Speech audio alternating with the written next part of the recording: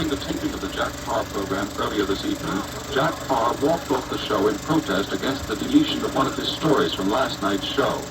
In the exercise of its proper responsibility to the public, NBC deleted this material last night because it considered it to be in bad taste. It is NBC's hope that Jack Parr will reconsider his action and return to the program.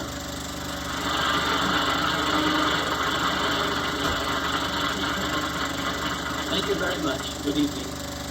Stay tuned now for 5 minutes of the latest news at any moment.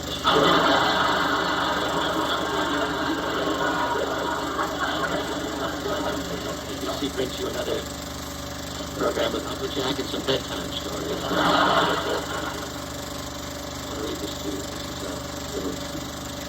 This makes me laugh, so. Advertisement in the Los Angeles newspaper. For sale, used TV set, perfect condition. Owner was little old lady who watched only Lawrence Well. And I want to show you this before I do something else. Someone sent this to me. Irene Hayes Blanchard. I think it's home for rent. I was finding your roses. What do you want it? Where do you want it? I was finding your roses. There must be something you want. Oh, gee, this is very good. Now look at that. Oh, the whole house now. Okay. Now watch. I never saw it. The little people kiss.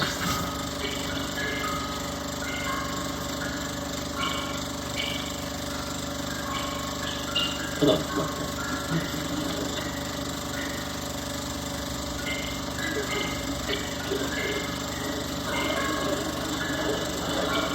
Nobody kissed it. That's right. Because that's the girl and the girl. When they that's right. That's right. That's how the flag. Let's keep everything straight from now on. Come on. Let's go. Let's go there. I put Smackaroo. There you go. Come on, two kids.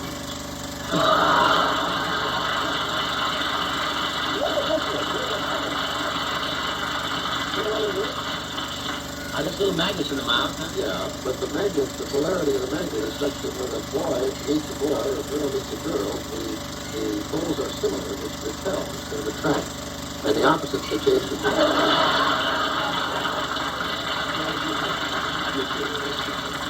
You do try and be helpful. All right, are you ready?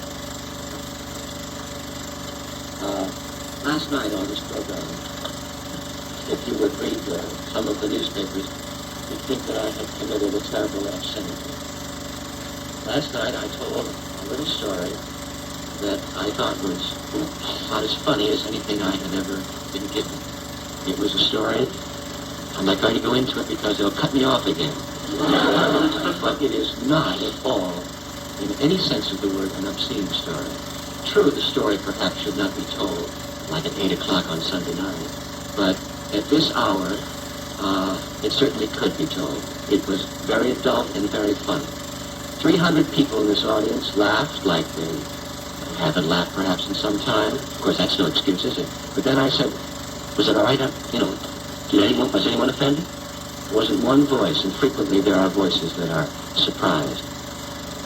This was cut out of the show last night, and I cannot understand why. Cutting it out is the right of NBC to do, but not so in some way telling you the content of it leaves a terrible impression in your mind. For instance, I'll tell you now where I got the story. It was given to me by an uncle. His niece, about 13 or 14 years old, brought it home from junior high school where it was read to her by her teacher. And the kid so liked it that the teacher had it copied to send home with each kid. That's the very same story that I told you last night. I generally am opposed to obscene stories, dirty stories on this show or anywhere. Doesn't mean that when you ad-lib, that when fast minds are thinking, double entendres and triple entendres don't occur. It is not my policy, ever. Every comedian that comes on the show with a routine, I don't have time, but the producers see, I hear jokes that are questionable. They're always out. This show has never brought you girls in mainly with low-cut dresses. We don't want it around here. The previous shows before The Tonight Show did nothing but that. You saw a rear end wiggling or a low-cut dress night after night. I'm opposed to it because it's nicer, I think, to wear a frock, a dress like the people who would watch would be wearing. I don't mean a nightgown, but I mean the dress like you might wear. You know that, so if you've watched the show, there have been some exceptions. Now, do I thrive on controversy? I do not. I have turned down on this show so many people who are controversial or in delicate taste.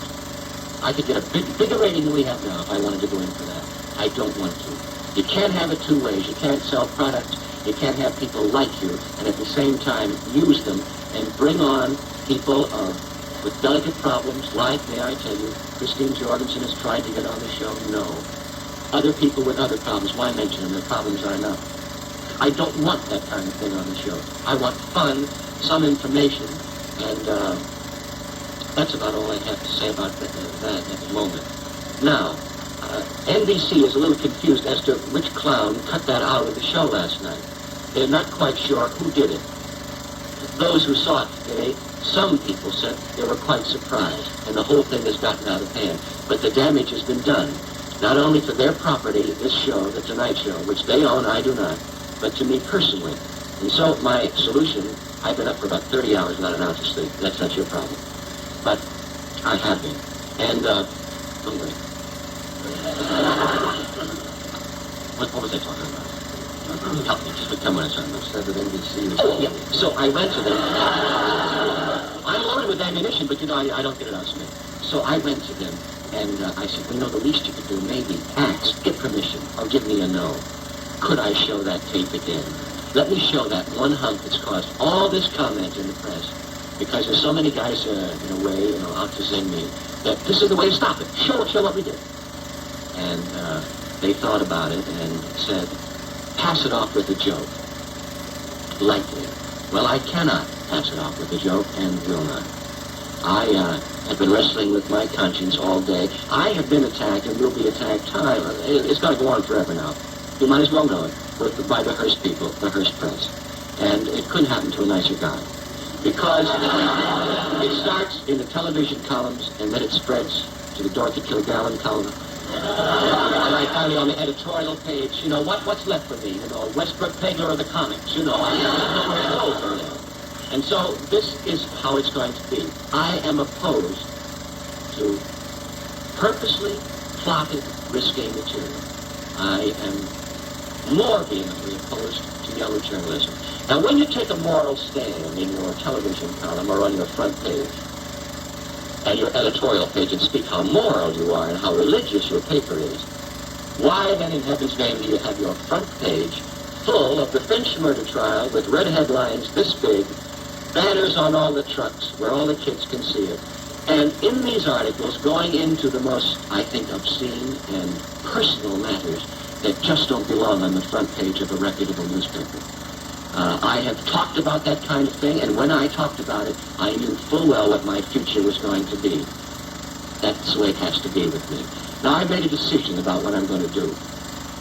And only one person knows about this. It's you Downs. My wife doesn't know it, but I'll be home in time and I'll tell her. I'm leaving the Tonight Show. There must be a better way of making a living than this. There's a way of entertaining people without being constantly involved in some form of controversy, which is on me all the time. It's rough on my wife and child, and I don't need it. I like the National Broadcasting Company. They've been swell to me, and I've been pretty wonderful to them. I took over a show with 60 stations. There's now 158. The show is sold out. It's the highest, I think, money producer for this network. And I believe I was let down by this network at a time when I could have used their help. You have been peachy to me always. Jack, you know what I think of it?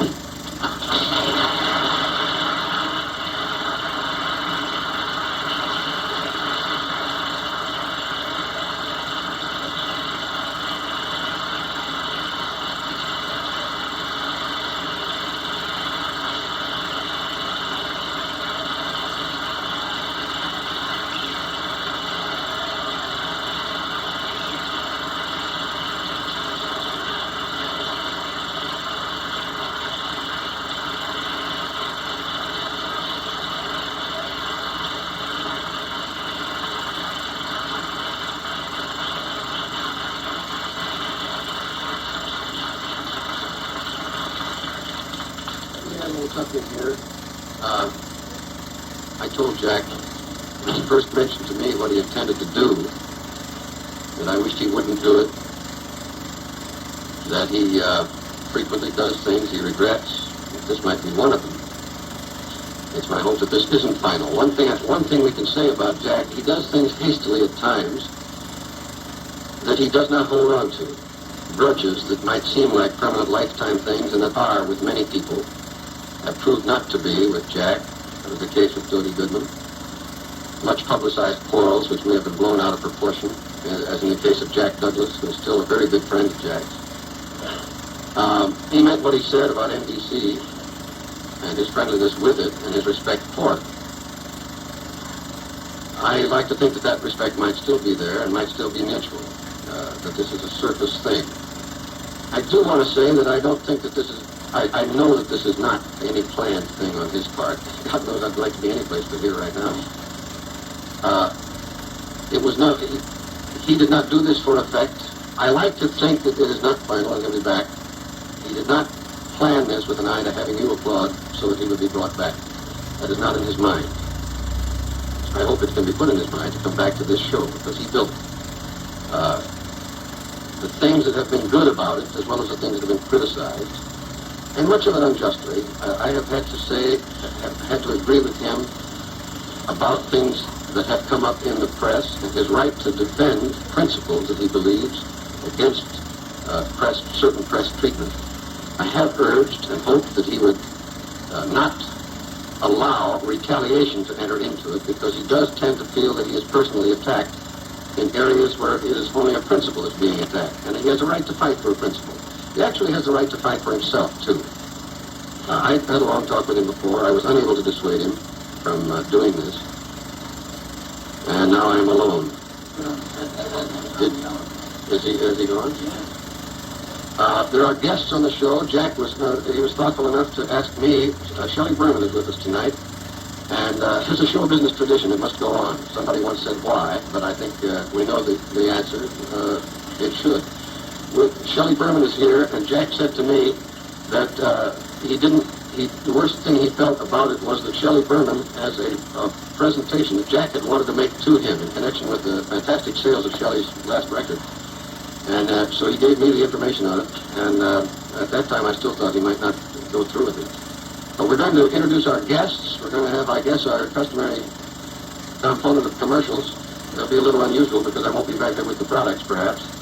But if you bear with us, we'll go on with the show. And I think I was glad that you felt as you did. I'd like to see him come back to the show. I think he should. I don't think he should have gone. I told him that. I wish he could shrug it off. Let's do a commercial and bring our guests out.